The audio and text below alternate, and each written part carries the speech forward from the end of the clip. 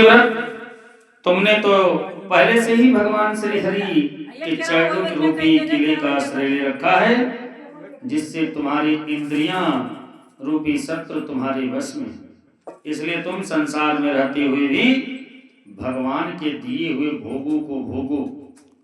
और आज्ञा दिए देवर्षि नारद। इस प्रकार ब्रह्मा जी जब समझाए तो प्रियव्रत ने उनकी बात मान ली। फिर प्रजापति विश्वकर्मा की पुत्री बृहस्पति से विवाह कर लिए, जिससे 10 पुत्र और एक ऊर्जस्वती नामक एक कन्या हुई। एक बार महाराज प्रियव्रत ने देखा ये जो 10 पुत्र अपने अपने नामों के अधिपति हुए और ऊर्जस्वती का विवाह दैत्य गुरु शुक्राचार्य से हुआ, जिससे देवयानी का जन्म हुआ। महाराज प्रियव्रत की दूसरी पत्नी उत्तम, तामस और श्वेत नामक 3 पुत्र हुए, जो अपने पिता के नाम के मनवंतरों के अधिपति हुए। एक बार महाराज प्रियव्रत ने देखा कि संपूर्ण पृथ्वी पर सूर्य नारायण प्रकाश फैला नहीं पा रहे हैं। आधे भाग में अंधेरा रहता है और आधे भाग में प्रकाश। उस अंधकार के कारण प्रजा अपना कार्य कर नहीं पाती। तब महाराज प्रियव्रत ने अपने ज्योतिर्मय रथ में बैठ करके सूर्य की गति से पृथ्वी की 7 परिक्रमा कर दी। सूर्य की गति को रोक दिए। जब उन्होंने देखा कि अब तो प्रकाश चारों तरफ फैल रहा है, अब यहाँ प्रजा रात दिन काम कर रही है, क्योंकि अब रात होता ही नहीं, सब तरफ सूर्य नारायण के उजाला फैले हुए हैं। दिन रात काम करते करते प्रजा बीमार होने लगी। तब उन्होंने इस दुराग्रह का त्याग कर दिया। अब इनके रथ के पहिए से जो 7 परिक्रमा किए तो 7 समुद्र बन गया। वही समुद्र आज हम लोग यूज करते हैं। एक हुआ खारे जल का, नमक जहां से आता है। दूसरा गन्ने के रस का समुद्र। तीसरा मदिरा का। चौथा घी का। 5वां समुद्र दूध का। 6ठा समुद्र मट्ठा का। 7वां समुद्र शुद्ध जल का निर्माण हुआ, जिससे ये 7 समुद्र बने तो 7 द्वीप बन गया। लक्षद्वीप, जम्बूद्वीप, शाल्मली, कुश, क्रौंच, पुष्कर द्वीप, शाक। इन द्वीपों का निर्माण करने वाले राजा प्रियव्रत हुए। महाराज प्रियव्रत ने अपने पुत्रों को एक स्थान, एक पुत्रों को एक द्वीप दे दिए और वन में चले आए। वहां देवर्षि नारद से उपदेश लेकर आत्म तत्व का ज्ञान प्राप्त किया।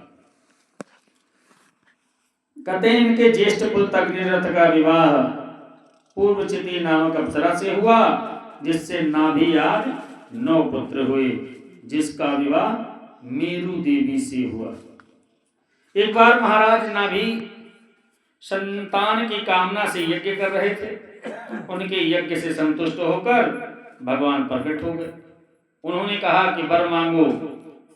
तब ब्राह्मणों ने कहा, प्रभु हमारे यजमान आपसे आपके समान ही पुत्र चाहते हैं। तब भगवान श्री हरि ने कहा, आप सरिस कहाँ खोजऊं जाई, निपतव तन में खूब मैं आई। हे ब्राह्मणों, इस जगत में मेरे समान मैं ही हूँ, दूसरा और कोई नहीं है। इसलिए मैं स्वयं इनके पुत्र के रूप में अवतार ग्रहण करूंगा। ऐसा कहकर भगवान श्री हरि नारायण अंतर ध्यान हो। समय आने पर महाराज नाभि के तेज से और मेरु देवी के गर्भ से ऋषभ देव भगवान का जन्म हुआ। बोलिए ऋषभ देव भगवान की जय।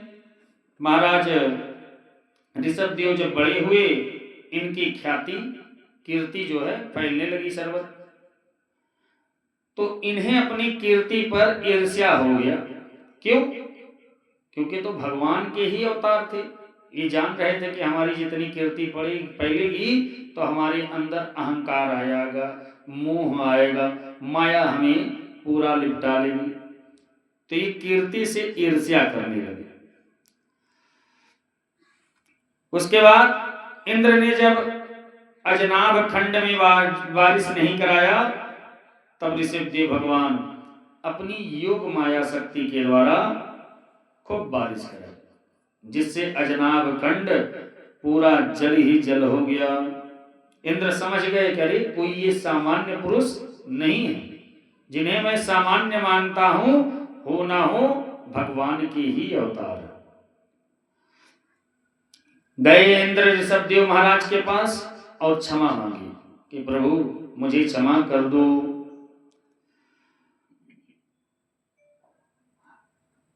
और अपनी पुत्री जयंती का विवाह ऋषभदेव भगवान से कर दिया। प्रस्ताव रखेंगे प्रभु क्षमा हमारी तभी मानी जाएगी जब हमारी पुत्री जयंती से आप विवाह कर लीजिए। विवाह हो गया। जयंती से 100 पुत्र हुए, जिसमें से सबसे बड़े भरत थे। उन्हीं भरत के कारण इस देश का नाम भारतवर्ष पड़ा। बोले भारतवर्ष भूमि की जय। इनसे छोटे भाई कुशावर्त, इलावर्त, ब्रह्मावर्त, मलिवल, केतु, भद्रसेन, इंद्र, स्त्री, विदर्भ, कीकट यह अपने नाम वाले स्थानों के अधिपति हुए। इनसे छोटे जो थे वो सब 9 भगवान योगेश्वर के परम भक्त 9 योगेश्वर भी कहलाए। इनसे जो छोटे थे 81 पुत्र, पिता की आज्ञा का पालन करने वाले महान क्षत्रिय ब्राह्मण, जिसको कहते हैं भूमिहार, अभी क्षत्रिय ब्राह्मण हुए। और इनके समान आदर सत्कार होता ब्राह्मणों के समान इनका। एक बार अपने संतानों को उपदेश देते हुए ऋषभदेव भगवान कहने लगे, पुत्रों देखो, अत्यंत दुर्लभ मनुष्य बहुत कर्म से प्राप्त होता है। इस मनुष्य तन पा करके तुच्छ विषयी भोगों को भोग में मत गंवा देना, क्योंकि विषय अभिलाषा तो अन्य योनि में भी पूरी हो सकती है। कुत्ता, बिलार, वन, पर्वत, ये सब बन करके विषय भी अभिलाषा पूर्ण हो सकती है। इसलिए इस शरीर के रहते इस शरीर में दिव्य तप करना चाहिए। तप करने से अंतःकरण पवित्र होता है, और अंतःकरण पवित्र हो जाने से ब्रह्मा आनंद की प्राप्ति होती है। देखो पुत्रों, जब तक यह शरीर है तब तक ऐसा उपाय करो कि किसी महात्मा, साधु, संत, महापुरुष का संग करना चाहिए। महात्माओं के संग से मुक्ति की प्राप्ति होती है, और विषयी लोगों के संग से नरक की प्राप्ति होती है। क्योंकि साधु संत आपको हमेशा भगवान की ही कथा सुनाएंगे, भगवान के ही चरित्रों का वर्णन सुनाएंगे। और विषयी पुरुष जो हैं वो आपको आज बताएगा कि आज यहाँ फलाने जगह ये मॉल लगा है, आप चलिए यहाँ। इंद्रियों की अभिलाषा को करने के लिए कुछ दिखाएगा आपको कि लौकिक चीज जो आपको नहीं चाहिए उसको, क्योंकि उसका आदत वही है, दिन भर घूमेगा तो आपको घुमाएगा। तो इसीलिए विषयी पुरुषों का साथ नरक की प्राप्ति कराता है। ऐसे महात्माओं के साथ कहने लगे, देखो जब महात्माओं का साथ लोगे तो उसमें प्रेम भगवान के प्रति उत्पन्न होता है। पुत्रों, जब प्रेम भगवान में उत्पन्न होता है तो यह देह बंधन से छुटकारा मिल जाता है। और जब विषयी आसक्ति वस्तुओं में पड़ता है तो इस देह से छुटकारा नहीं मिलता। फिर वही हाल, पुनरपि जन्म पुनरपि मरणम पुनरपि जठरी जठरासन। फिर से वही 84 लाख योनियों का चक्कर लगाते रहो और जन्म मरण के चक्कर से बाहर नहीं निकल पाओ। कहने लगे देखो बेटा, वह गुरु गुरु नहीं, जो वह पिता पिता नहीं, वह माता माता नहीं, वह देवता देवता नहीं, वह पति पति नहीं, जो जन्म मरण के चक्कर से तुम्हें छुटकारा न दिलाते। पुत्र, संसार में भूतों की अपेक्षा सबसे श्रेष्ठ कौन है जानते हैं? वृक्ष। सबसे श्रेष्ठ वृक्ष हैं, और वृक्षों से श्रेष्ठ वहां चलने वाले कीट पतंगे, और उनसे श्रेष्ठ पशु पक्षी हैं, और उनसे श्रेष्ठ मनुष्य, क्योंकि मनुष्यों को सब तरफ सोचने की शक्ति प्राप्त है, ये गलत है ये सही है। इतना ज्ञान होने के बाद भी अगर वो गलत कर रहा है तो उसे इस योनि से कैसे मुक्ति मिलेगी। और कहने लगे इन मनुष्यों में सबसे श्रेष्ठ ब्राह्मण। अग्नि में दी हुई आहुति से मैं उतना नहीं प्रसन्न होता जितना श्रद्धा पूर्वक ब्राह्मण को भोजन कराने से होता है।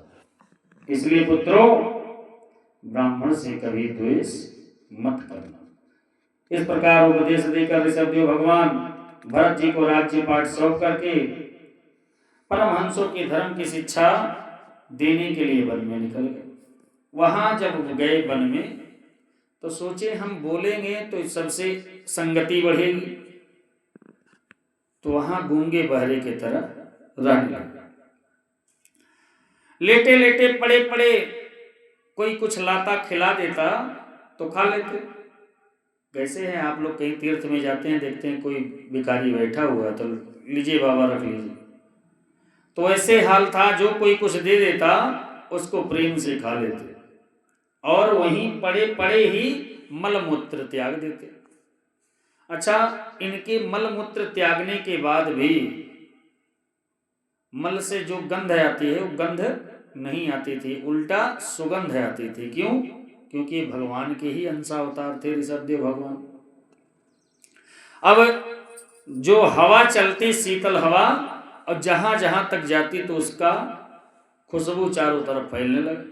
अब इनकी ख्याति और बढ़ गई। अब इनकी वृत्ति को देखकर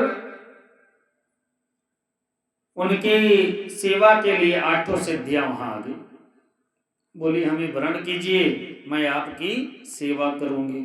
ऋषभदेव भगवान मना कर दिए।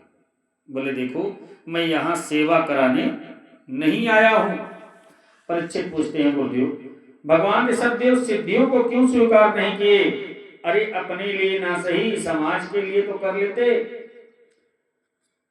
उन्होंने सिद्धियों को क्यों ठुकरा दिया? श्री सुखदेव जी कहते हैं, परीक्षित तुम्हारा कहना तो सत्य है, परंतु देखो चालाक बहेलिया जो मच्छी पकड़ने जाता है तो कहते हैं चालाक बहेलिया अपने पकड़े हुए मृग पर भी भरोसा नहीं करता, क्योंकि वो जान रहा है कि अगर इसको छोड़े थोड़ा सा तो भाग भी सकता है।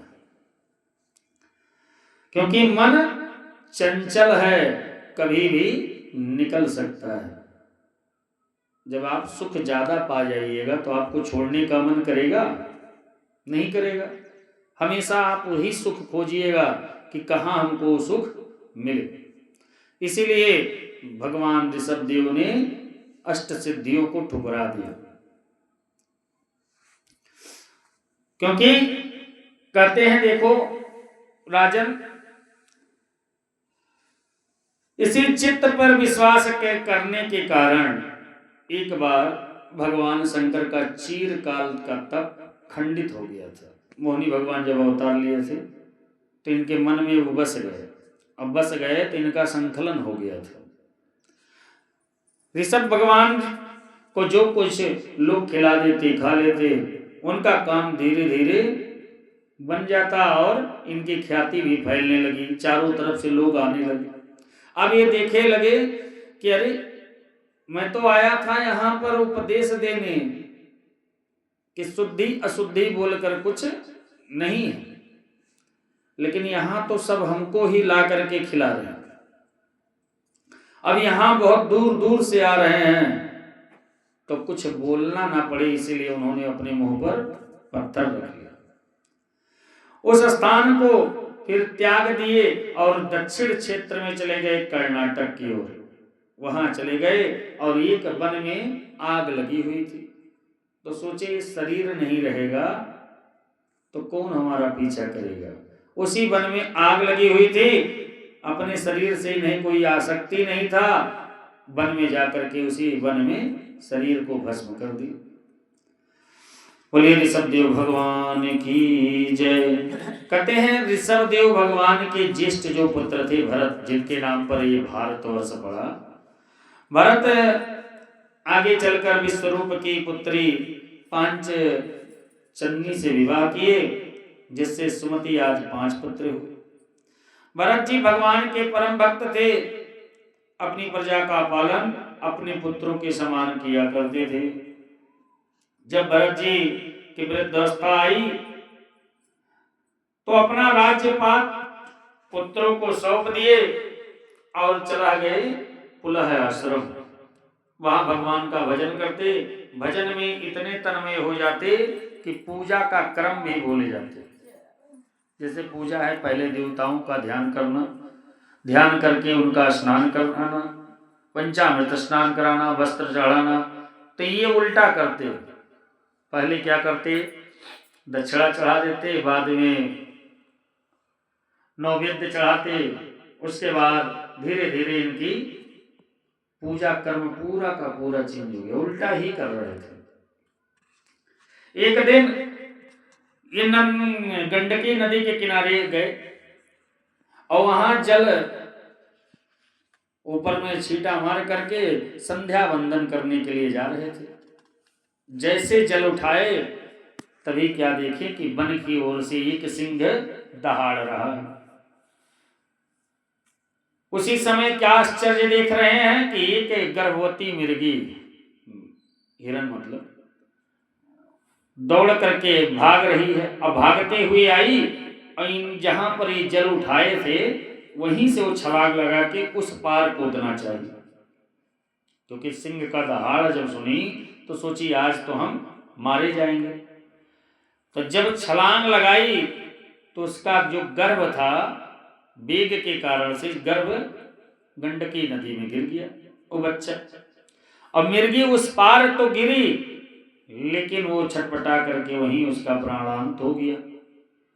अब ये जड़ भरत जी सोच रहे हैं, भरत जी, कि बताओ ये मिर्गी का बच्चा यहाँ है, अब इसको अगर हम छोड़ कर जाते हैं तो कोई हिंसक पशु इसको खा ही लेगा, तो ये भी एक पाप है। गए नदी में घुसकर उसको उठाए और कंधे पर बिठा करके अपने आश्रम में ले आए। तो धीरे धीरे इन्हें मिर्गी से इतना प्रेम हो गया कि जो पूजा वूजा कर रहे थे थोड़ा बहुत उल्टा भी, वो भी भूल गए। तो कहते हैं आए थे हरि भजन को ओटन लगे कपास।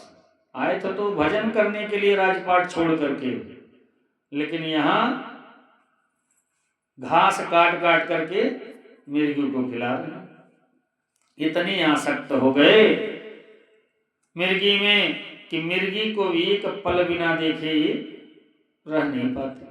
एक दिन मिर्गी कहीं चली गई। अब दिन भर भरत जी खोजे, जब मिर्गी नहीं मिली, अंजुरिया पाक का रात्रि था, गए वन वन में खोज रहे हैं और जा करके वहां से मना रहे हैं कि हे वन देवता, यदि हमारे मिर्गी को किसी ने देखा है तो मुझे लौटा दीजिए। उसी समय क्या हुआ, मिर्गी कहीं से जब भरत जी की आवाज सुनी तो वहां आ गई, क्योंकि जानवर देखो जिसको मानते हैं उसको खोजने बुलाने पर चले भी आते हैं, उतना ज्ञान उनको है। तो जब आ गई, अब उसकी परछाई जब देखें तो नजर ऊपर करके देखे तो देखे मिर्गी हमारी सलामत है। तो वहां वन देवताओं को सबको धन्यवाद दिया, ले आए घर। और जब भरत जी थोड़े और आयु के हुए, बूढ़े हुए, तो मिर्गी सामने बनी हुई थी, चारपाई पे पड़े हुए थे असहाय, क्योंकि कुछ करने लायक उठने लायक थे नहीं। इनका अंतिम समय चल रहा था। तो ये सोच रहे हैं कि अगर मैं यहाँ से चला जाऊंगा, प्राण निकल जाएंगे, मेरा ये शरीर नहीं रहेगा, तो मेरे बाद इस मिर्गी का ध्यान कौन रखेगा। यही सोचते सोचते इनकी प्राण निकल गए। गीता में भगवान कहते हैं कि जो अंत समय में जैसा सोचता है, अगला जन्म उसका उसी योनि में मिलता है। अगला जन्म जब इनका हुआ तब मृग योनि में ही हुआ, लेकिन पूजा पाठ संकलन में रहने से इन्हें पिछले जन्म का पूरा फल याद था। ये सोचे पिछले बार मैं मिर्गी में आसक्ति हो जाने के कारण इस संसार बंधन से तो छूट नहीं पाया और मृग योनि में ही आ गया, तो अब सबसे दूर ही रहते और हरी घास नहीं खाते, क्योंकि इन्हें अपने शरीर से प्रेम नहीं था। सूखी सूखी घास खा करके पर्वत पर अपना घूमते रहते। कुछ दिन बीता, जब इनका ये मृग योनि भी छूटा, तो अगला जन्म एक ब्राह्मण के यहाँ हुआ। और जब ब्राह्मण के यहाँ हुआ तो अंगरीष गोत्रीय ब्राह्मण थे, उनके 9 संतान। दूसरी पत्नी से ये जड़ भरत जी हुए थे और एक कन्या दूसरी पत्नी से हुई।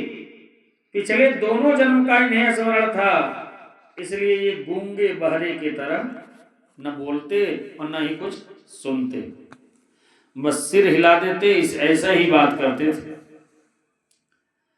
इनके पिताजी बहुत ही इन्हें अध्ययन कराना चाहा, लेकिन ये पढ़ाई लिखाई कुछ इनके दिमाग में पड़ा ही नहीं। पिताजी की जब अंतिम दिवस आया तो सोचने लगी, बताओ मेरी बाद ये क्या करेगा। ये पूरा का पूरा जड़ है, क्योंकि न बोलता है न सुनता है, इसको तो कुछ अपने हित और अनहित में कुछ फर्क ही नहीं है, पता नहीं इसका क्या होगा। पिताजी तो चले गए। जड़ भरत जी के पिताजी जब गए तो भाई सारा हिस्सा अपना ले लिए, बांट लिए सभी लोग, क्योंकि ये तो आधे के हिस्सेदार थे, इन्हें आधा भी नहीं दिए और आधा का जो बचा था 9 भाई आपस में बांट लिए। अब ये जब देखी तो भाभियां इनसे नफरत करने लगी, क्योंकि पागल से कौन मोलना चाहेगा, गूंगा बहरा से। तो जब नफरत करने लगी, खाना तक नहीं देती। अब पेट पालने के लिए तो किसी के यहाँ जाते, कुछ कर देते तो भोजन करा देते। गांव में लोग कहते कि देखो उसका पिता मर गया, माता मर गई, ये बेचारा इतना धन रहते हुए भी दूसरे के यहाँ खा रहा। और जब ये ताना भाई लोग सुनते गांव में, तो चले आए, जड़ भरत को ले आए अपने घर और ला करके कहने लगे, एक काम करो, अपनी पत्नियों से कहें कि इनको कुछ घर का ही काम करा दिया करो, सुबह का और शाम का भोजन करा दिया करो। बोले ठीक है। अब ये घर का ही काम करने लगे, चौका बर्तन ये सब करने लगे। तो इन्हें तो कोई मतलब ही नहीं था। बर्तन देती मांजने के लिए, तो बर्तन तो मांजते ठीक, लेकिन उसको पटक पटक कर फोड़ देते। अब बर्तन की संख्या जो ज्यादा थी वो कम होते जा रही है।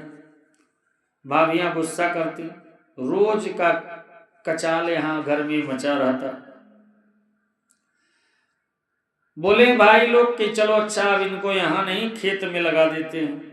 एक दिन लेकर गए सभी भाई, कहें देखो यहाँ जो गड्ढा है और यहाँ ऊंचा है, तो इस जमीन को खोद के यहाँ गड्ढा भर देना, समतल कर देना। बोले ठीक है भैया। हो जाएगा। भाई तो बता करके चले गए, और जब जड़ भरत जी अपना काम शुरू किए तो इधर तो गड्ढा था, इधर ऊंचा था, तो इधर ऊंचा खोदते खोदते गड्ढा तो भर दिए, और जो ऊंचा था उसको गड्ढा कर दिए, इधर ऊंचा कर दिए। मिट्टी इतना पाट दिए कि ये ऊंचा हो गया और वहां गड्ढा हो गया। भाई इस रात में आए, बोले बताओ काम हो गया? बोले हाँ भैया हो गया।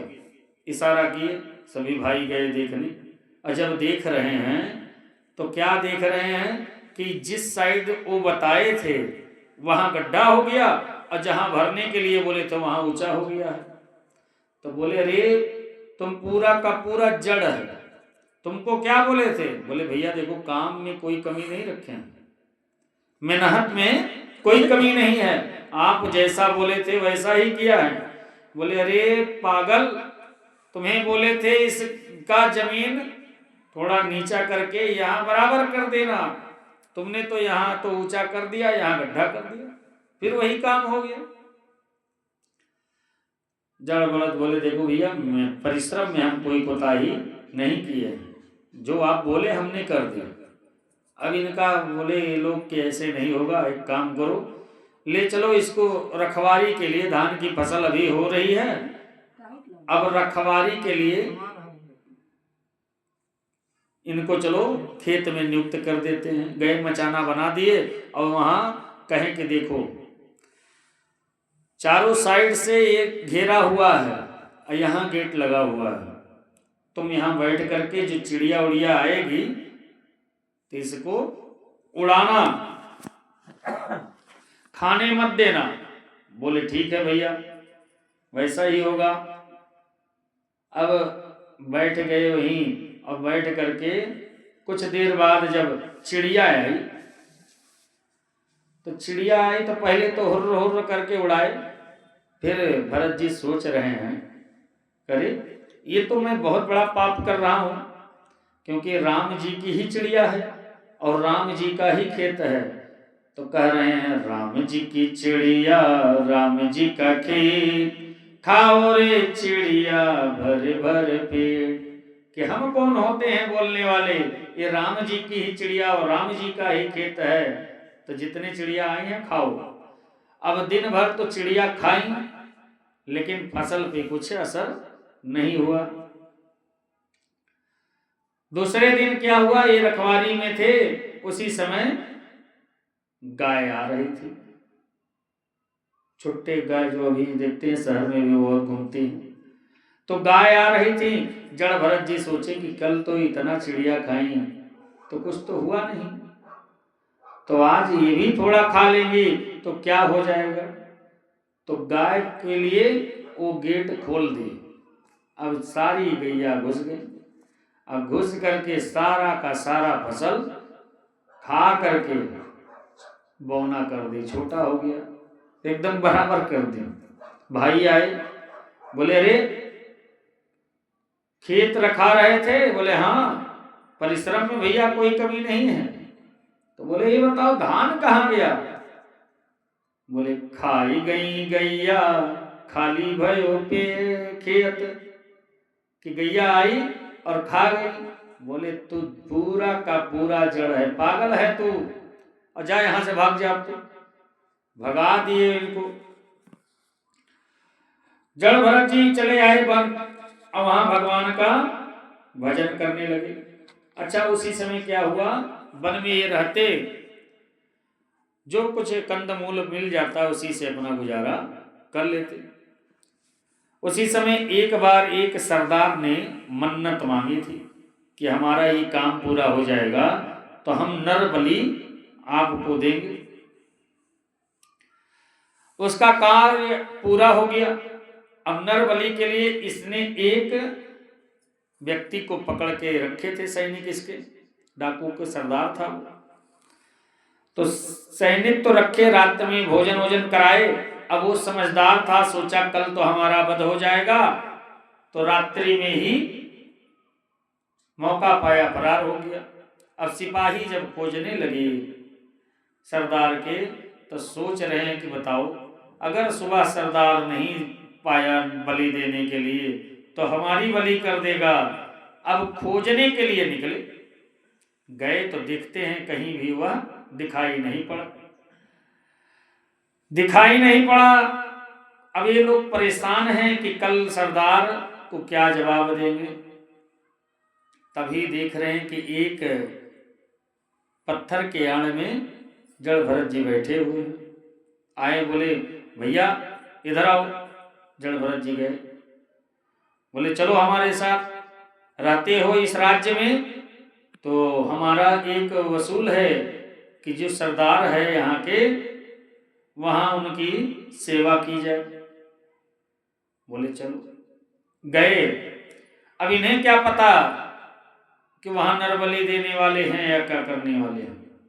चले गए और वहाँ जब पहुंचे तो रात्रि में सरदार के सेवकों ने इन्हें खूब भोजन कराया। अब बोला कि देखो वो तो पकड़े थे तो सिकिया पहलवान था, ये तो बहुत हट्ठे कट्ठे मोटे ताजे हैं, सरदार देखेगा तो खुश हो जाएगा।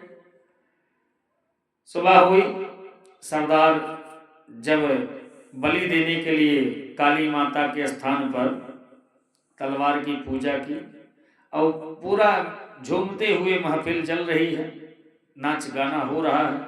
जड़ भरत जी कूद कूद कर नाच रहे हैं। इन्हें तो अपने शरीर से कोई मतलब था नहीं, क्योंकि 2 जन्म तो इन्होंने ऐसे ही कमाए थे। सरदार जब देखा, बोला एक काम करो, आओ इस पर अपना सिर रखो। ये पूछे भी नहीं कि किस लिए रखें, क्यों रखें, किस कारण से रखें। ये सीधा सर उसी जहां बलि दी जाती है उसी लकड़ी पर रख दी। सरदार जब उठाया तलवार और भरत जी की गर्दन पर चलाने वाला था, तभी काली माता कोपमान हो गई, प्रकट हुई।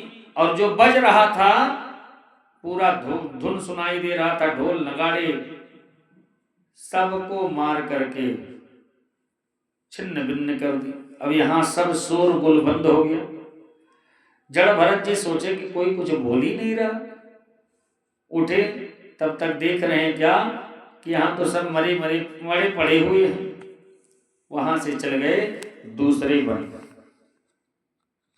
वहां गए, बैठे हुए थे तो कहते हैं ये जो मिर्गी के चक्कर में इन्होंने 1 जन्म गवाया था, 2 जन्म, वही मिर्गी दूसरा जन्म जब पाई तो एक राजा के घर में, और राजा बन गए राहुगढ़। अब राहुगढ़ राजा की सवारी निकली हुई थी, पालकी में पहले राजा लोग चलते थे, कहार जो है लेकर जा रहे थे। तभी एक कहार बीमार पड़ गया। अभी कहार सोच रहे हैं कि कोई कहार पकड़ा जाए, क्योंकि अभी तो बीमार पड़ गया, कुछ करने लायक तो है नहीं। तो गए, कहने लगे देखो, जब भरत जी पर इनकी दृष्टि पड़ी तो कहने लगे देखो, आप रहते हो इस राज्य में तो प्रजा का कर्तव्य है अपने राजा की मदद करना। अभी हमारे राजा फंसे हुए हैं। बोले क्या हुआ? बोले तुम एक काम करो, चलो उनकी पालकी ढो।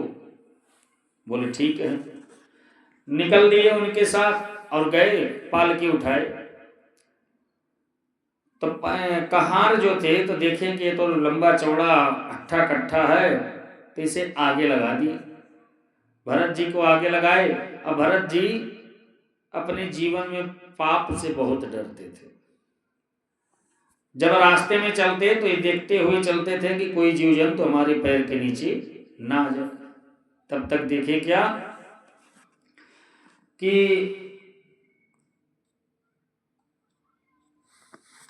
एक कीड़ों का लाइन चल रहा था, और जब लाइन चल रहा था तो जड़ भरत जी कि कीड़ा दब न जाए, उसलिए एक बैग रुक गए। और जब एक बैग रुकी तो राजा राहुगढ़ जो पालकी में बैठा था, जब एक बैग कोई रुकता है तो उसको झटका लगता है, झटका लगा तो उसने बोला क्या हुआ?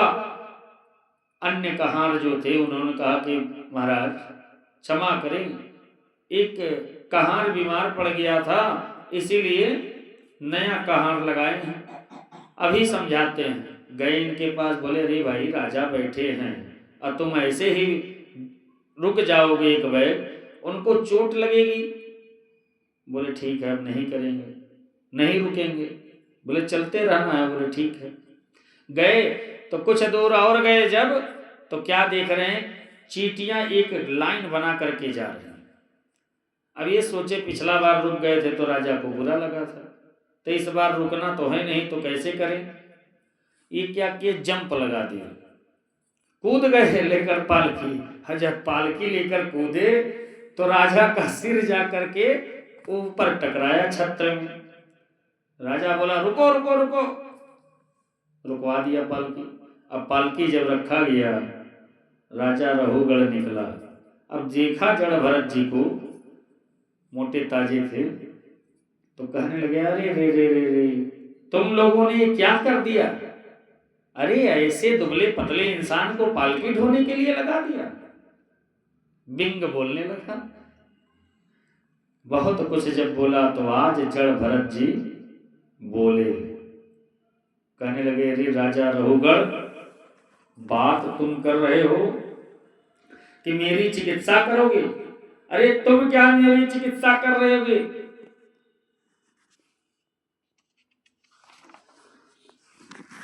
अगर भार नाम की कोई वस्तु है तो ढोने वाले के लिए है, रास्ता है तो चलने वाले के लिए है। मोटा होना, पतला होना, मरना, यह सब शरीर के धर्म है। आत्मा का इनसे कोई संबंध नहीं होता। जब इस प्रकार उपदेश देने लगे, राजा रहुगढ़ सोचा अरे ये कौन है।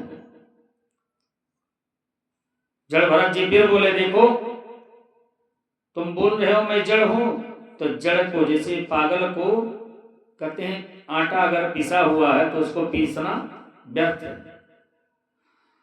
पिसे हुए को पीसना व्यर्थ है। रहुगढ़ जब वचन को सुना, पुनः जड़ जी भरत जी के कदमों में गिर गया। बोला महाराज, कहीं आप जनेऊ पहने हैं, यज्ञोपवीत पहने हैं, तो कहीं आप कपिल भगवान तो नहीं है। आप जो इतने धर्मशास्त्र की व्याख्या कर रहे हैं, जो मेरा कल्याण करने के लिए यहाँ तो नहीं आए हैं। कहने लगा देखो राजा रहुगढ़ कहने लगा देखो, मैं इंद्र की वज्र से इतना नहीं डरता, यमराज के दंड से नहीं डरता, अन्य आदि देवी देवताओं के अस्त्र शस्त्र से नहीं डरता, परंतु ब्राह्मण कुल के अपमान से मुझे बहुत डर लगता है। ब्राह्मण, आपने यह जो बताया कि देह मतलब शरीर, देह आदि का धर्मों पर आत्मा का कोई प्रभाव नहीं होता, तो ये बतलाइए आत्मा तो इसी देह में ही रहती है। तो देखा जाए,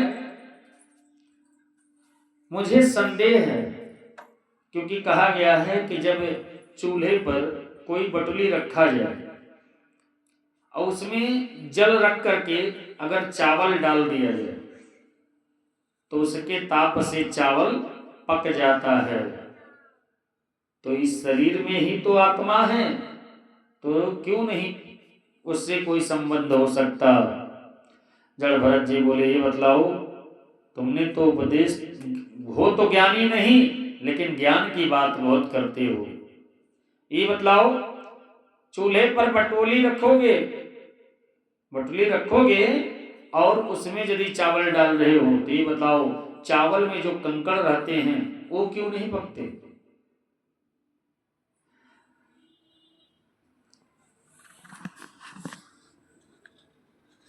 और राजा रहुगढ़, तुम अपने आप को राजा कहते हो। राजा का मतलब क्या है जानते हैं? राज्यति प्रजा इति राजा, जो प्रजा का पालन करे वही राजा है। तुम तो बेकार हो और मुफ्त में इन कहारों को अपनी पालकी ढोने में लगा रखे हो, धिक्कार है तुझे। राजा रहुगढ़, महापुरुषों की चरण धूलि में स्नान जो न कर ले तब तक अनेक साधनों से भी मुक्ति की प्राप्ति नहीं होती, परमात्मा की प्राप्ति नहीं होती। कहने लगे तुम क्या मेरी चिकित्सा करोगे? देखो आज तुम्हारी चिकित्सा करने की वजह से मैं अपने 2 जन्म गंवा बैठा हूं। तीसरा जन्म ये है, अरे जब मैं पहले जन्म में भरत था तब तुम मिर्गी के रूप में आए थे और तुम्हें बचाने के चक्कर में मुझे मृग योनि मिला। जैसे तैसे मृग योनि से छुटकारा पाए और पुनः ब्राह्मण कुल में मेरा जन्म हुआ। रघुगण जब इस प्रकार के उपदेश को सुना तो उनके चरणों में प्रणाम किया, अपना राजपाट सब त्याग दिया और भगवान का भजन करने के लिए वन में चला गया और भगवान को प्राप्त किया। बोले भक्तवत्सल भगवान की जय। उसके बाद श्री सुखदेव जी महाराज ने राजा परीक्षित को नरक के विषय में बताए। कहने लगे परीक्षित सबसे भयानक नरक 21 है। इसमें जो जाता है ताम्रिस अंधताम्रिस, यहाँ जो है सबसे भयानक दंड मिलता है। राजा परीक्षित इन नरकों का वर्णन सुने तो भयभीत हो गए। कहने लगे सुखदेव जी से कि प्रभु ऐसा कोई उपाय बताइए जिसको करने से यम यातना प्राप्त ना हो, दुख को भोगना ना पड़े, क्योंकि मनुष्य जाने में करे या अनजाने में पाप तो मनुष्य से होते रहता है, तो उसे नरक की प्राप्ति ना हो, उसे नरक से कैसे बचा जा सके यह भी बताइए।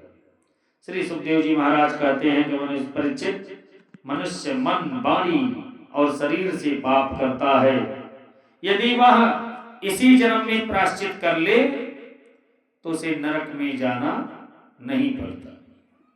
उदाहरण दे रहे हैं समझाने के लिए कि जैसे रेल यात्रा आप कर रहे हैं, जल्दबाजी में आप टिकट नहीं लिए तो वहां जाते हैं, तो वहां जब टीटी आपको पकड़ता है तो 2 उपाय बताता है, या तो फाइन भरो या तो जेल जाओ। तो अक्सर लोग फाइन भर देते हैं कि जेल जाना ना पड़े। तो वैसे ही ये प्रायश्चित है, जो कुछ पाप हो गया हमसे उसका प्रायश्चित कर ले। तो राजा परीक्षित कह रहे हैं कि महाराज ये तो वही हुआ कि जैसे कोई हाथी स्नान करके आए और धूलि में लौट ले, तो ये तो कब पाप करते रहेगा, प्रायश्चित करते रहेगा, पाप करते रहेगा, प्रायश्चित करते रहेगा। तो ऐसे तो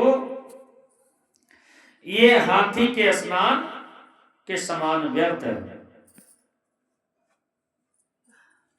तब श्री सुखदेव जी ने कहा परीक्षित, कर्मों के द्वारा कर्मों का अत्यंतिक नाश नहीं होता। जो भगवान के भक्त हैं, जैसे कहते हैं सूर्य के किरण जब उत्पन्न होते हैं तो घनी से घनी कोहरी को भी नष्ट कर देते हैं। उसी प्रकार भक्ति के द्वारा भगवान संपूर्ण पाप राशि को भस्म कर देते हैं। कहने लगे देखो इस विषय पर एक कथा मैं तुम्हें सुनाता हूं।